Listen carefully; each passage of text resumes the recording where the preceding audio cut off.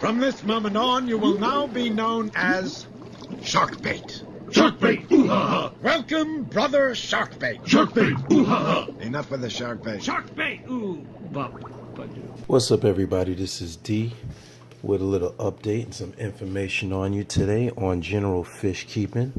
I hope that you guys have been happy with the videos that I made. It's been a long time, but I also get a lot of questions, and I hope that I've been successful in answering whatever questions you have. You know, one of the reasons I make videos is people ask me, well, you've been here in this game a long time. You don't have like 10,000 or 5,000 subscribers, but I never do this for the money. The only reason I make videos is because, you know, when I started in a hobby, there was no YouTube. And what we had to depend on was trusty information from our local pet stores, which many of which have not survived the onslaught of commercial fish stores.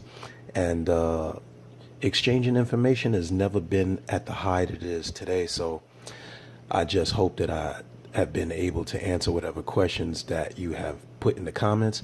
And this brings me to today's subject, which is the method in which we get information and verify information, because not everything on YouTube is gold.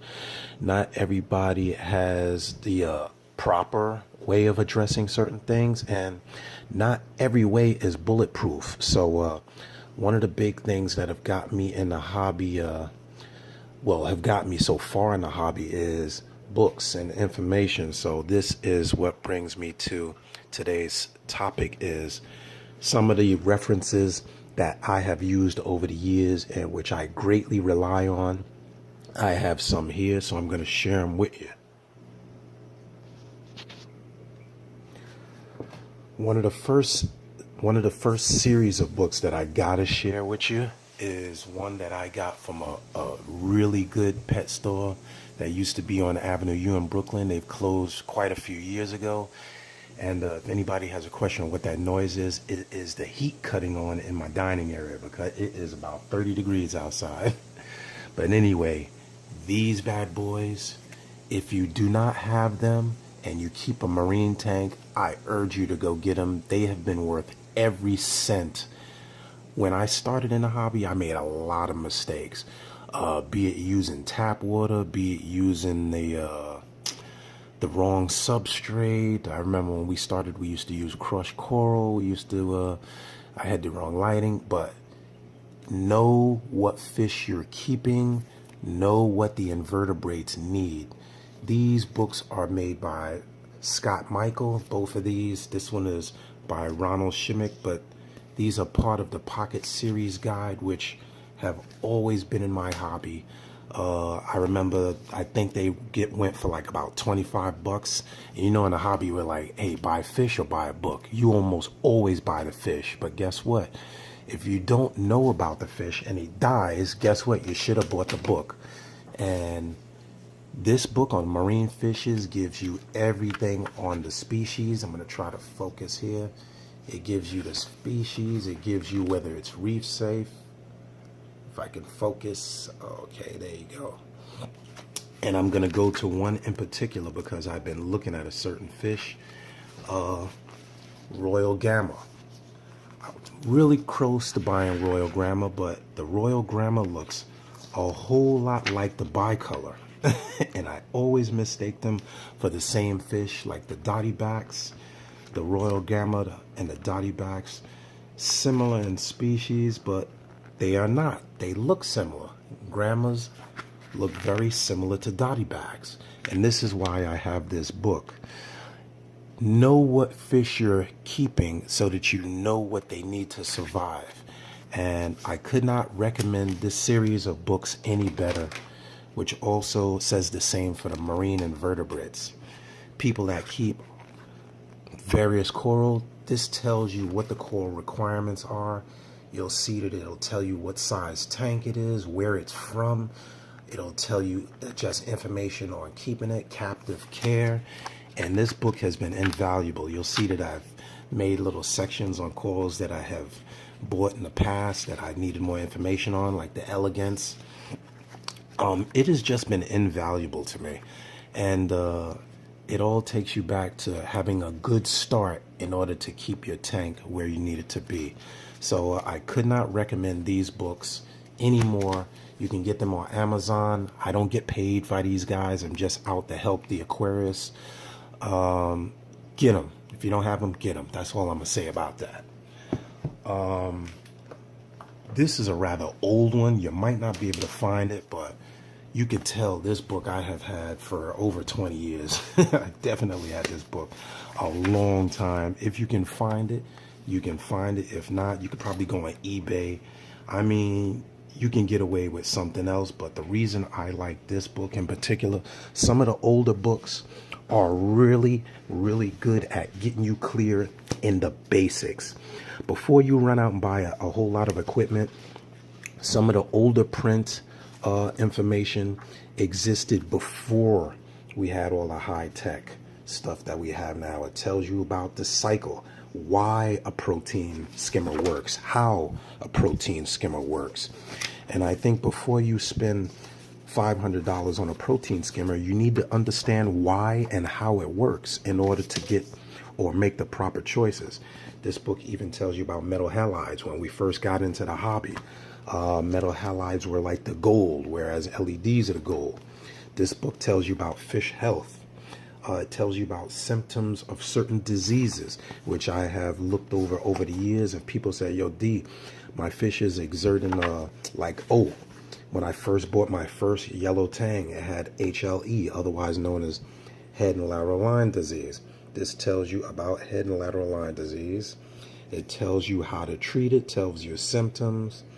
I found out that I was overusing carbon. I don't know if people have ever experienced this, but I was using a low grade of carbon, a lot of carbon, and my fish kept coming down with this head and lateral line disease. Even if you go to some public aquariums, you'll also notice fish with head and lateral line disease, and there are various sources. I learned, and some people will probably contradict me on it, the overuse of carbon or cheaper grade of carbon as it degrades was leading to head and lateral line disease. Since I found this, I have not had a head and lateral line disease on any of my tangs ever since. And these guys are pretty old now. Even old Sonny over there. You'll see Sonny, no head and lateral line disease. My new Meanie over there has not had any problem. He's gotten adapted and they're doing all right. But brings me back to the book. I love this. It's made by Tetra Press. Tetra Press makes a lot of good books over the years, but just a reference book. You should have at least one reference book that goes over disease, symptoms, and equipment and explains what the equipment is. If you look over the top of my tank, you'll see I have quite the library. This isn't half of the library of books that I have. I keep magazines that have certain articles, which is going to bring me to my next one.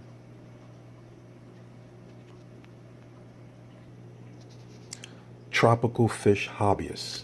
Tropical Fish Hobbyists have been printing articles on the hobby, both freshwater and salt, for decades. It is worth every penny if you subscribe to Tropical Fish Hobbyists, and I'm going to tell you why. Both fresh and saltwater, they review new equipment as it comes out. They have articles on new fish foods. They have discount. Actually, they have savings for certain stores. One thing I was a real fan of is its Q&A series. You can write into them. You can email them. If you have a question, they will answer it and print it in their magazine. So if you're not a subscriber of Tropical Fish Hobbyists, either salt or freshwater planted tanks, reefs, whatever you got, you're really missing out, because keeping a library of these, I kept this specific issue because I was interested in keeping clams, and I was also interested in keeping killies in the freshwater, and I didn't know anything about killies, or I bought a few, they didn't make it, and I didn't know why. So this was a really great book to use as a reference. So without keeping this video running forever and ever and ever, develop a library. I've seen and witness people spending thousands and thousands and thousands of dollars on fish. And I literally mean fish and equipment, but they refuse to spend, what is it? This is an old one, $5 on a magazine that could tell you what the fish is that you just bought. And if you think about it, you don't buy a Porsche before you have a driver's license, do you? Or, well, then again, some people do, because Highway Patrol needs to clean up wrecks and they have to get paid too. But, you know, you don't invest in the foundation, then the whole building collapses. So that's just my 2 cents. This is D wrapping it up, just saying, do your homework before you go out and run out and buy stuff. It can only help you. It can never hurt you to have too much information. And I want to add, these are verified sources of information. Some things may work for me, don't work for you. Some things may work for you, don't work for me. But if I understand the science behind it, it can take you a long way. So people, get out there, read a book, as they used to say in the Saturday morning cartoons. Read a book. Reading is fundamental. This is D signing out. Love, peace, and hair grease. See you when I see you. Click that subscribe button. Love to hear from you. And I'm out, people.